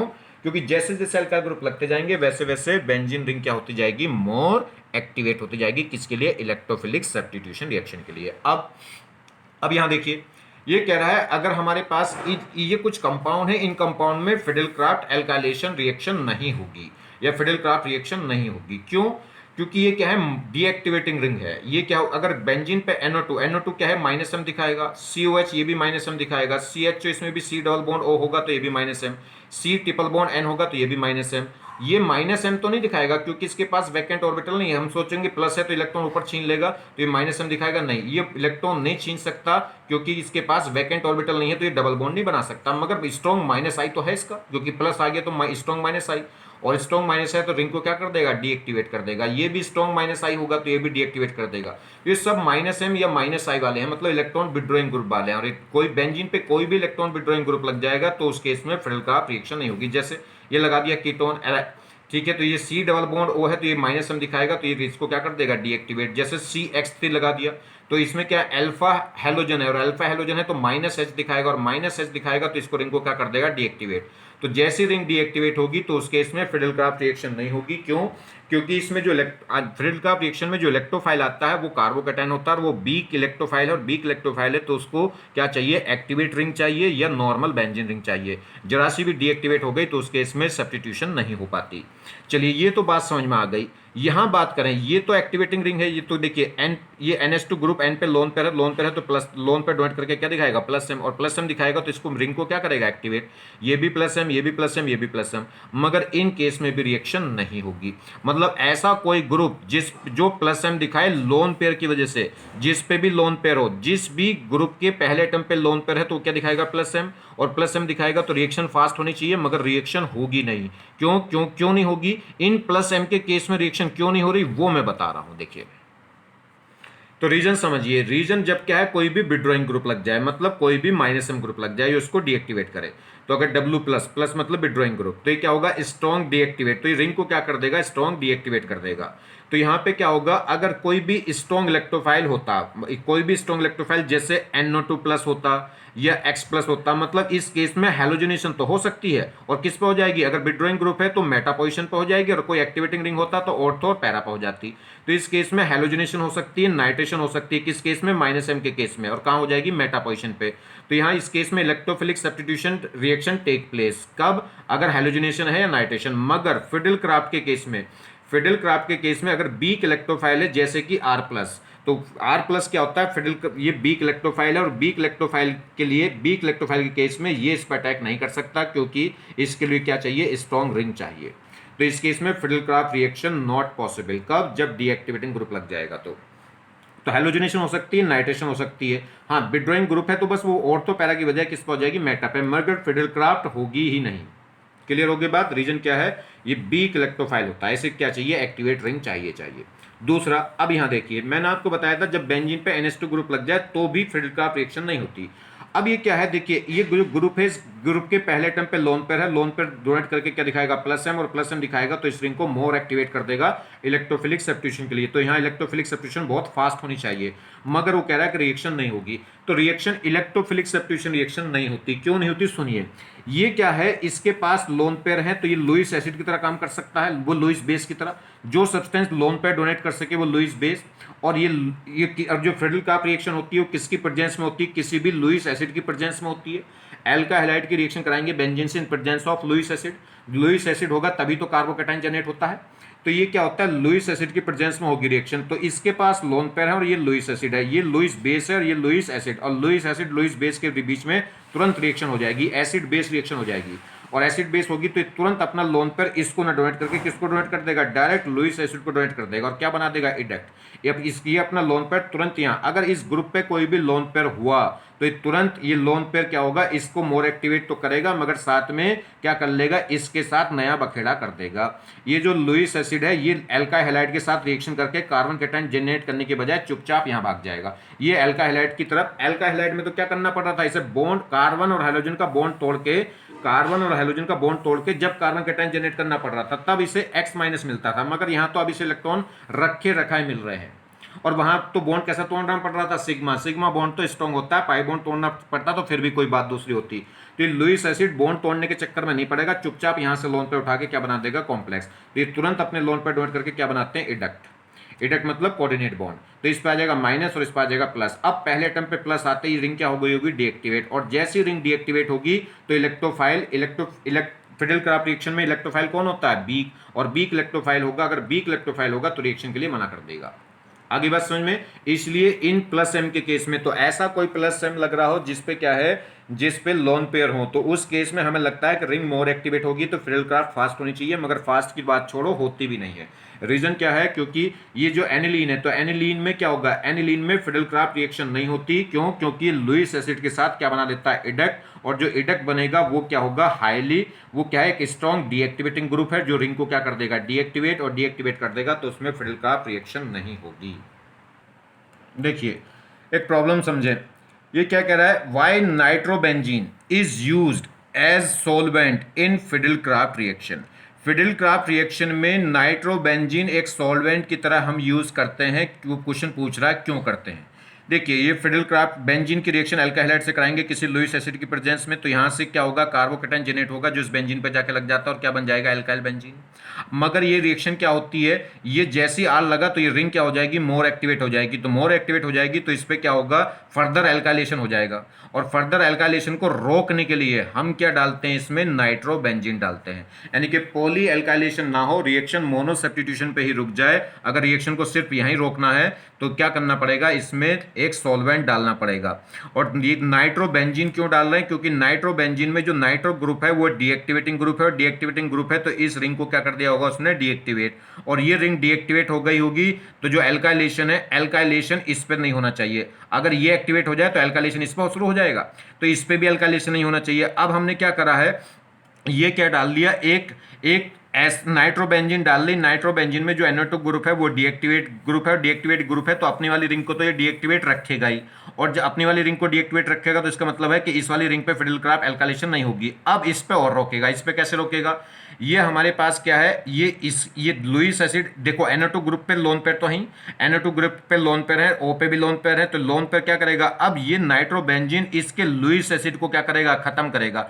जब तक ये लुईस एसिड रहेगा तो इसमें कार्बन कैटायन जनरेट करता रहेगा, और कार्बन कैटायन जनरेट होगा तो वो इस पे जाके जुड़ते रहेंगे, तो ये क्या होगा, ये फर्दर इसमें इलेक्ट्रोफाइल जनरेट ना हो, क्योंकि वो तो एक्टिवेट बैठा ही है, तो फर्दर इलेक्ट्रोफाइल जनरेट ना हो उसके लिए इस लुईस एसिड को हटाना पड़ेगा। इस लुईस एसिड को हटाने के लिए कोई ऐसा सब्सटेंस डालना पड़ेगा जिसके साथ लुईस एसिड क्या बना ले, इडक्ट बना ले। अब इडक्ट तो क्या है, नाइट्रोबेंजीन भी बना सकता है, नाइट्रोबेंजीन नहीं डाल सकते, क्योंकि नाइट्रोबेंजीन डाल सकते हैं मगर वो उतना अच्छा नहीं, तो इसमें क्या है, नाइट्रोबेंजीन वो एनिलीन नहीं डाल सकते। नाइट्रोबेंजीन इसलिए डालते हैं कि एक तो लुईस एसिड को डिसॉल्व कर लेगा, और दूसरी बात ये खुद एक डीएक्टिवेटिंग ग्रुप है जिससे अपनी रिंग को भी क्या कर रखता है, डीएक्टिवेट, मतलब अपनी रिंग पे भी फिडेल-क्राफ्ट एल्काइलेशन नहीं होने देता, और इसके लिए इस पे भी नहीं होने देगा, क्योंकि लुईस एसिड को क्या कर जाएगा, ये अपने अंदर डिसॉल्व कर लेगा। तो फॉर स्टॉपिंग, तो हम क्या करते हैं, नाइट्रोबेंजीन फिडेल-क्राफ्ट एल्काइलेशन में नाइट्रोबेंजीन सॉल्वेंट की तरह यूज करते हैं। क्यों, for stopping poly alkylation, poly alkylation को स्टॉप करने के लिए। नाइट्रोबेंजीन इज ये कह रहा है use, nitrobenzene is used solvent in Friedel Crafts reaction, तो नाइट्रोबेंजीन फिडेल-क्राफ्ट रिएक्शन में सॉल्वेंट की तरह यूज करते हैं, किसके लिए, फॉर स्टॉपिंग पॉली एल्काइलेशन। ठीक है, तो ये क्या करेगा, क्या करता है नाइट्रोबेंजीन, AlCl3 जो लुईस एसिड है, AlCl3 will dissolve in nitrobenzene due to which it is not able for further generate of electrophile, जिससे अब फर्दर इलेक्ट्रोफाइल जनरेट नहीं होगा। Nitrobenzene is inert toward the Friedel Crafts reaction, और nitrobenzene ही क्यों, क्योंकि नाइट्रोबेंजीन खुद भी क्या है, फिडेल-क्राफ्ट रिएक्शन के लिए क्या होती है, इनर्ट, मतलब नाइट्रोबेंजीन पे फिडेल-क्राफ्ट रिएक्शन नहीं होती। तो ऐसा सॉल्वेंट लेना चाहिए जो खुद भी फिडेल-क्राफ्ट रिएक्शन के रेस्पेक्ट में इनर्ट हो, और साथ में लुईस एसिड को क्या कर ले, डिसॉल्व कर ले, जिससे Lewis acid further electrophile generate ना कर पाए। अगर फर्दर इलेक्ट्रोफाइल जनरेट होगा तो फिर तो रिएक्शन होगी। आगे बात समझ में, तो इससे ये प्रोडक्ट ना बने उसके लिए क्या डालते हैं इसमें, नाइट्रोबेंजीन। फिडेल-क्राफ्ट एसाइलेशन, अब एसाइलेशन की बात कर रहे हैं। एसाइलेशन में कोई भी एसिड डेरिवेटिव यूज करेंगे, जैसे एसिड हैलाइड, एसिड एनहाइड्राइड। तो देखिए बेंजीन की रिएक्शन एसिड हैलाइड से कराएंगे किसी लुईस एसिड की प्रेजेंस में, और साथ में हीट करेंगे, तो ये क्या होगा, लुईस एसिड इसके X माइनस को लेकर भाग जाएगा, यहां से जब ये X माइनस निकलेगा तो ये C प्लस बन जाएगा, तो ये कार्बन कैटायन जनरेट होगा, और ये C प्लस इस पर जाकर जुड़ जाएगा, तो इसमें क्या बन जाते हैं, ये कीटो बेंजीन। ठीक है। कीटो कार्बोनाइल बेंजीन मतलब कोई भी कार्बोनाइल ग्रुप वो डिपेंड करेगा एल्डिहाइड है कीटोन है, तो कीटो बेंजीन बन जाते हैं, उसमें एल्काइल बेंजीन बन रहे थे, इसमें कीटो बेंजीन बन रहे हैं। यहां से जब ये इलेक्ट्रोफाइल जाके देखिए एक्स माइनस, यहां से बॉन्ड टूटता है, जो भी एसिड डेरिवेटिव है वो हमेशा सी डबल बॉन्ड हो, जेड वाला बॉन्ड टूटता है, ये एक्स माइनस निकल जाएगा और ये प्लस इस पर जाके जुड़ जाएगा, वहां से जो एच प्लस आएगा वो इस एच एक्स के साथ रिएक्शन करके क्या बना लेगा, एच एक्स। चलिए सेम कहानी, अगर ये क्या, ये तो हमने कोई क्या दिया था एक्राइल हैलाइड, अब क्या क्या ले रहे हैं, कोई एसिड एनहाइड्राइड, तो कहां से टूटेगा, ये सी डबल बॉन्ड ओ वाला ये बॉन्ड, ये बॉन्ड जेड टूट जाएगा, ये पूरा जेड पार्ट बाहर निकल जाएगा, ये टूटेगा, ये माइनस और ये प्लस इस पर जाके जुड़ जाएगा, फिर वही कीटोबेंजीन, और यहां से जो एच निकलेगा वो इस पे जुड़ के क्या बना देगा, एक कार्बोक्सिलिक एसिड। तो देखिए मैकेनिज्म क्या होगा, ये जो लुईस एसिड है ये एसिड डेरिवेटिव से क्या कर लेगा, लिविंग ग्रुप को खींच लेगा एक्स माइनस को, तो जैसे ये लिविंग ग्रुप एक्स माइनस निकल के इस पर पहुंच जाएगा, क्योंकि इसकी और लुईस एसिड है, क्योंकि इसे क्या चाहिए, इलेक्ट्रॉन लोन पेयर चाहिए, तो ये लोन पेयर तुरंत यहां से खींच लेगा बॉन्ड को, बॉन्ड को इलेक्ट्रॉन लेके भाग जाएगा, इधर माइनस इधर प्लस, ये कार्बन कैटायन जनरेट होगा और ये क्या होगा, एक्स माइनस।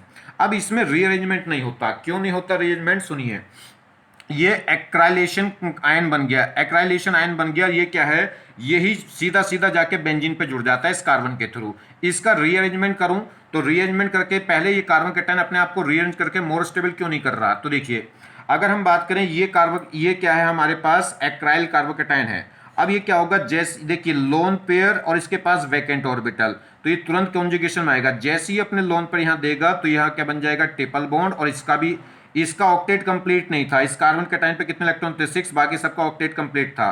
अब क्या हो गया, जैसे ही अपने लोन पे यहां डोनेट करेगा तो तुरंत ये बॉन्ड बन जाएगा, इस पे क्या आ जाएगा, प्लस, अब इसका भी ऑक्टेट कंप्लीट और इसका भी कंप्लीट। मैंने आपको कई बार बता रखा है, जब भी कार्बन कैटायन के पास वाले एटम पे अगर लोन पेयर हो तो वो मोर स्टेबल कार्बन कैटायन होगा, क्योंकि तुरंत रीअरेंजमेंट करके ये वाली फॉर्म बना लेता है, और इस फॉर्म में हर एक एटम का ऑक्टेट क्या हो जाएगा, कंप्लीट। अगर इन दोनों रेजोनेटिंग स्ट्रक्चर में देखूं तो सेकंड वाली स्ट्रक्चर क्या होगी, मोर स्टेबल होगी, और जब सेकंड वाली मोर स्टेबल होगी तो ये कार्बन कैटायन इस फॉर्म में जाके रुकेगा, और इस फॉर्म में जाके रुकेगा तो इसके थ्रू अब जाके बेंजीन पे लगना चाहिए। अब ये जाके बेंजीन पे लगने लायक रहा नहीं, मोर स्टेबल तो हो गया मगर ये इलेक्ट्रोफाइल नहीं रहा, क्यों, क्योंकि देखिए अब इस सबका ऑक्टेट कंप्लीट हो गया, अब इस पे कहीं भी इलेक्ट्रॉन की डेफिशिएंसी नहीं रही, तो ये इलेक्ट्रोफाइल की तरह काम नहीं करेगा। इलेक्ट्रोफाइल की तरह काम यही कर सकता है क्योंकि इस कार्बन कैटायन पे वैकेंट ऑर्बिटल है, या कह सकते हैं इसका ऑक्टेट इनकम्प्लीट है, तो ये इलेक्ट्रोफाइल की तरह काम करेगा मगर वो इलेक्ट्रोफाइल की तरह काम नहीं करेगा। तो बेशक ये मोर स्टेबल है मगर ये स्टेबल तो है मगर ये इलेक्ट्रोफाइल की तरह काम नहीं करता, इसमें हर एक एटम का ऑक्टेट कंप्लीट हो जाता है, इलेक्ट्रोफाइल यही है। और वहां पे हमें क्या चाहिए, इलेक्ट्रोफिलिक सब्स्टिट्यूशन रिएक्शन में तो हमें इलेक्ट्रोफाइल चाहिए, इसलिए ये रीअरेंजमेंट नहीं होता, इसी फॉर्म में रहता है, क्योंकि रीअरेंज होकर मोर स्टेबल तो हो जाएगा मगर फिर ये इलेक्ट्रोफिलिक नेचर क्या हो जाएगी, खत्म हो जाएगी। तो इसलिए इसमें सिर्फ ये एक्राइल कार्बन कैटायन ही क्या होगा, जाके अटैक इलेक्ट्रोफाइल होगा।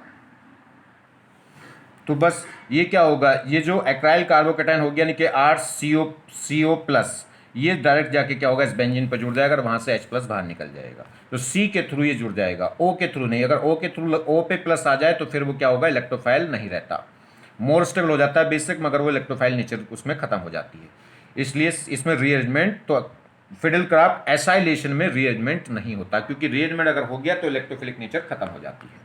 हाँ, अगर एसाइल एल्काइलेशन है तो उसमें कार्बन कैटायन बनेगा और कार्बन कैटायन रीअरेंज करके मोर स्टेबल करेगा, क्योंकि कार्बन कैटायन में वहां ऑक्टेट कंप्लीट नहीं होता, वो कोई सी भी फॉर्म में पहुंच जाए वहां पे वो इलेक्ट्रोफाइल रहेगा ही रहेगा। चलिए तो क्या बन जाएंगे, कीटोबेंजीन। अब बड़ी इंपॉर्टेंट बात है, क्या इस पर फर्दर फिडेलक्राफ्ट एसाइलेशन हो सकती है, नहीं, क्योंकि ये क्या लग गया, -M, ये C डबल बॉन्ड हो क्या दिखाएगा, -M, तो ये रिंग को क्या कर देगा, डीएक्टिवेट, और डीएक्टिवेट कर देगा तो बस मोनो सब्स्टिट्यूशन होकर ही रुक जाएगी। तो एसाइलेशन में क्या है, दो अंतर हो गए, देखिए एल्काइलेशन में रीअरेंजमेंट हो सकता है, इसमें रीअरेंजमेंट नहीं होता, उसमें रिएक्शन फर्दर होगी और इसमें फर्दर रिएक्शन नहीं होगी, उसमें पॉली सब्स्टिट्यूशन हो सकता है, इसमें मोनो सब्स्टिट्यूशन होता है। उसमें एल्काइल हैलाइड, उसमें क्या होगा, एल्काइल बेंजीन बनती है, इसमें कीटो बेंजीन बनती है। जैसे एसिड एनहाइड्राइड से रिएक्शन कराई होगी लुईस एसिड की, तो ये यहाँ से इसके लोन पर को खींच लेगा, मतलब इस माइनस को, इसे माइनस बना देगा, इसे प्लस, और ये माइनस इस पे जाकर जुड़ जाएगा, तो ये प्लस जनरेट होगा और इस माइनस पे लुईस एसिड जुड़ गया होगा, ये ठीक है। तो अब ये जो इलेक्ट्रोफाइल है, ये इलेक्ट्रोफाइल बेंजीन पे अटैक करेगा और H प्लस निकल जाएगा, तो ये क्या होगी, कीटोबेंजीन, और ये जो H प्लस है वापस इस पर कंबाइन होकर क्या बना देगा, एसिड, और ये लुईस एसिड वैसे रह जाएगा। तो देखिए, तो इसमें अगर हम बात करें तो यहाँ से अगर क्वेश्चन देख रहे हैं इसमें, तो क्या होगा, देखिए हमारे पास ये बेंजीन की रिएक्शन हमने किससे कराई, किसी भी एसिड हैलाइड से और किसी लुईस एसिड के प्रेजेंस में। तो ये क्या करेगा, Cl माइनस को ले जाएगा, इसके दोनों इलेक्ट्रॉन तोड़ के, इधर माइनस इधर प्लस, Cl माइनस को अपने पास ले जाएगा और ये जाके इस पे जुड़ जाएगा। क्या बन जाएगा, ये कीटो बेंजीन। फिलहाल इसे क्या बोलते हैं, एसिटोफिनोन। ठीक है, ये क्या होगा, एसिटोफिनोन, CH3CO बेंजीन। तो इसे क्या बोलते हैं, इसका नाम क्या होगा, एसिटोफिनोन। नेक्स्ट, बाकी तो AirCl3 रह जाएगा और यहाँ ये जाके जुड़ेगा तो H जो यहाँ से निकलेगा वो HCl बना देगा। नेक्स्ट देखिए, ये हमने बेंजीन की रिएक्शन किससे करा दी, इस एसिड एनहाइड्राइड से, लुईस एसिड की प्रेजेंस में। तो ये क्या है, फिडेलक्राफ्ट एसाइलेशन है। यहाँ से बॉन्ड टूटेगा एसिड डेरिवेटिव का, ये माइनस बन जाएगा, ये प्लस, मतलब ये जो है दोनों इलेक्ट्रॉन छीन के यहाँ ले जाएगा, ये हो जाएगा माइनस, ये प्लस, ये प्लस वाला पार्ट बेंजीन पे भाग जाएगा और माइनस वाला इसके साथ। ठीक है, यहाँ से H प्लस निकला होगा, वापस फिर यहाँ जुड़ेगा, क्या बना देगा, इसका एसिड, और लुईस एसिड फिर एसिड। तो कुल मिला के क्या है, ये प्लस वाला पार्ट वहाँ जाएगा, तो ये प्लस वाला पार्ट यहाँ से एक H प्लस आएगा, वो इस पे जुड़ जाएगा और क्या हो जाएगा, ये क्या बन जाएगा, एसिड। इसका काम तो सिर्फ क्या होता है, रिएक्शन को प्रमोट करना, मतलब स्टार्ट करवाना, यानी कि झगड़ा से स्टार्ट करवाना। चलिए इस केस में देखिए ये क्या होगा, अगर ये भी एसिड डेरिवेटिव है कोई, तो यहाँ से या तो ये C डबल बॉन्ड से, ये जो बॉन्ड है देखिए C डबल बॉन्ड के बराबर में जस्ट जो बॉन्ड होता है Z वाला, वो तोड़ देंगे, तो ये इलेक्ट्रॉन छीन लेगा था, ये हो जाएगा माइनस, ये हो जाएगा प्लस, ये प्लस वाला पार्ट तो बेंजीन पर जाके जुड़ जाएगा और यहाँ से जो H प्लस जुड़ जाएगा वो यहाँ, और ये दोनों पार्ट आपस में क्या है, एक दूसरे से जुड़े हैं, तो इसलिए अलग नहीं होंगे। तो क्या होगा, ये बॉन्ड यहाँ से टूटेगा, ये माइनस, ये प्लस, प्लस वाला पार्ट बेंजीन पे और वहाँ से एक H प्लस आएगा, वो इस O पे जुड़ जाएगा। तो देखिए ये C double bond O benzene पे जुड़ जाएगा, C डबल बॉन्ड हो के आगे CH2 फिर CH2 फिर CO, तो CH2 फिर CO और फिर ये O पे लग जाएगा इसका H। आगे बात समझ में कैसे बन गया प्रोडक्ट। तो देखिए in Friedel Crafts alkylation, in Friedel Crafts acylation, incoming electrophile is deactivating. इसमें जो COR आता है वो क्या है, एक इलेक्ट्रॉन डीएक्टिवेटिंग ग्रुप है। तो कह रहा है in Friedel Crafts acylation incoming electrophile is deactivating nature, therefore generally mono substitution take place. तो फिडेलक्राफ्ट एसाइलेशन में भी मोनो सब्स्टिट्यूशन होता है, पॉली सब्स्टिट्यूशन नहीं होता। In Friedel Crafts acylation acylium ion is formed, acylium ion क्या होता है, फॉर्म्ड होता है, for which rearrangement is not possible. इस एसाइलियम आयन में रीअरेंजमेंट पॉसिबल नहीं होगा, क्योंकि रीअरेंजमेंट अगर हो गया तो मोर स्टेबल कैटायन तो बनेगा, मगर वो इलेक्ट्रोफाइल की नेचर उसमें क्या हो जाती है, खत्म। इसलिए एसाइलियम आयन बनेगा और यही क्या होगा, ये फर्दर रीअरेंज नहीं होगा। अगर रीअरेंज कर दिया तो इसमें ऑक्टेट कंप्लीट होकर ये इलेक्ट्रोफिलिक नेचर को खत्म कर देता है, इसलिए इसमें रीअरेंजमेंट नहीं होता। If strong deactivating, if strong deactivating is attached to the phenyl ring, then Fidelcraft reaction does not take place। तो ये तो सबको पता ही है क्या होगा, अगर बेंजीन पे क्या हो जाता है, कोई भी स्ट्रॉन्ग डीएक्टिवेटिंग ग्रुप लग जाता है तो उसमें फिडेलक्राफ्ट रिएक्शन रुक जाती है। इसलिए क्या है, जो फिडेलक्राफ्ट एसाइलेशन है ये केवल मोनो सब्स्टिट्यूशन होकर रुक जाती है, क्योंकि जो कीटो बेंजीन है, कीटो बेंजीन क्या हो जाती है, डीएक्टिवेटिंग, और डीएक्टिवेटिंग होगी तो उसमें फर्दर फिडेलक्राफ्ट नहीं होती। देखिए अब जैसे यहाँ पे ये कुछ इंपॉर्टेंट एग्जाम्पल हैं इसके फिडेलक्राफ्ट के, जरा इनको ध्यान से देखना है। देखिए बेंजीन की रिएक्शन हम फॉस्जीन से करा रहे हैं, ये फॉस्जीन है COCl2। फॉस्जीन क्या होगा, स्ट्रक्चर देखें तो C डबल बॉन्डों पे इधर भी Cl इधर भी Cl। अब ये लुईस एसिड की प्रेजेंस में रिएक्शन हो रही है, लुईस एसिड क्या करेगा, Cl माइनस को खींच के ले जाएगा, जैसे ही Cl माइनस को खींचेगा तो ये C प्लस होगा, और ये C प्लस इस बेंजीन पे जाके अटैक हो जाएगा। तो देखिए बेंजीन पे जुड़ गया होगा, किसी भी कारण पर जोड़ दो, अभी तो बिल्कुल फ्री है बेंजीन। ठीक है, तो COCl। अब क्या होगा, अब इसने कहा कि बेंजीन एक्सिस में है, बेंजीन एक्सिस में है तो इसका मतलब बेंजीन इस पर फिर टक्कर मारेगी, मतलब फिर दोबारा से फिडेलक्राफ्ट रिएक्शन होगी। अब फिडेलक्राफ्ट रिएक्शन होगी तो इलेक्ट्रोफाइल अभी तो जनरेट किससे हुआ था, फॉस्जीन से। अब ये फॉस्जीन से इलेक्ट्रोफाइल जनरेट हुआ था कौन, CO प्लस Cl, ये जाके बेंजीन पे जुड़ गया था। अब इसमें केस में क्या होगा, तो इससे कौन सा इलेक्ट्रोफाइल जनरेट हो गया था जी, C डबल बॉन्ड और Cl, और ये इलेक्ट्रोफाइल बेंजीन पर जाके जुड़ा था तो क्या बन गया था, ये प्रोडक्ट। अब इसमें क्या होगा, अब इसमें अगर बेंजीन एक्सिस में है तो फिर दोबारा से रिएक्शन होगी, when benzene is in axis, अगर बेंजीन एक्सिस में है तो फिर दोबारा से रिएक्शन होगी, क्या होगी, अब के ये इलेक्ट्रोफाइल जनरेट करेगा, ये और इसके बीच में बेंजीन होगी, अब इस फॉस्जीन का काम खत्म। ठीक है, तो ये जो प्रोडक्ट बना, इस प्रोडक्ट पे फर्दर बेंजीन रिएक्शन करेगी और इस प्रोडक्ट से कैसे क्या होगा, ये Cl, ये लुईस एसिड क्या करेगा, फिर दोबारा से इसके Cl माइनस को खींच के ले जाएगा और ये क्या बनेगा, प्लस, और ये जो प्लस है ये इलेक्ट्रोफाइल जनरेट होगा, ये इलेक्ट्रोफाइल वापस इस बेंजीन पे जुड़ेगा और क्या हो जाएगा, देखिए क्या हो जाएगी, एसिड बेंजोफिनोन बन जाएगी। क्लियर हो गई बात। तो तो यहाँ से क्या होगा, this will be use as a generation of electrophile. तो दूसरे स्टेप में इसे यूज करेंगे इलेक्ट्रोफाइल जनरेट करने के लिए, अब फॉस्फेट नहीं। और ये क्या हो जाएगी, एक इलेक्ट्रोफिलिक सब्स्टिट्यूशन। चलिए ध्यान दीजिए, अब देखिए अगर मैं बात करूं इस पे द्वारा से इलेक्ट्रोफिलिक सब्स्टिट्यूशन हो सकती है, नहीं, इस पे द्वारा से इलेक्ट्रोफिलिक नहीं हो सकती। क्यों, इसे ही हमने इलेक्ट्रोफाइल की तरह यूज क्यों किया, इस पे फर्दर इसका इलेक्ट्रोफाइल क्यों नहीं ऐड कराया, इससे इलेक्ट्रोफाइल जनरेट करके फर्दर इस पे क्यों नहीं कराया, क्योंकि ये तो बेंजीन पे सी डबल बॉन्ड लग गया, तो ये क्या है, डीएक्टिवेटिंग ग्रुप, और डीएक्टिवेटिंग ग्रुप है तो इसने रिंग को क्या कर दिया होगा, डीएक्टिवेट। तो इस रिंग पे तो फर्दर फिडलक्राफ्ट हो नहीं सकती, तो इस पे फर्दर फिडलक्राफ्ट नहीं हो सकती, तो ये कहां यूज होगा, अब दोबारा इलेक्ट्रोफाइल जनरेट करने में। इससे जो इलेक्ट्रोफाइल जनरेट होगा वो जाके बेंजीन पे जुड़ेगा। बेंजीन पे क्यों, क्योंकि बेंजीन एक्सिस में है, ठीक है। तो ये इससे क्या होगा, Cl माइनस निकल जाएगा, लुईस एसिड पे चला जाएगा, तो यहां से क्या हो जाएगा, प्लस ये माइनस, और ये जो इलेक्ट्रोफाइल जनरेट होगा ये बेंजीन पर जाके जुड़ेगा और क्या बना देगा, एसीटोफिनॉल। नेक्स्ट देखिए, बेंजीन पे रिएक्शन करा रहे हैं CH2Cl2 की। अब के बेंजीन एक्सिस में नहीं है, ये एक्सिस में है, ठीक। चलिए इससे क्या होगा, लुईस एसिड क्या करेगा, इसके एक Cl माइनस को खींच लेगा, Cl माइनस को खींच के क्या बचेगा, ये CH2Cl प्लस, यही तो इलेक्ट्रोफाइल है, ये इलेक्ट्रोफाइल जाके बेंजीन पे जुड़ गया होगा CH2Cl।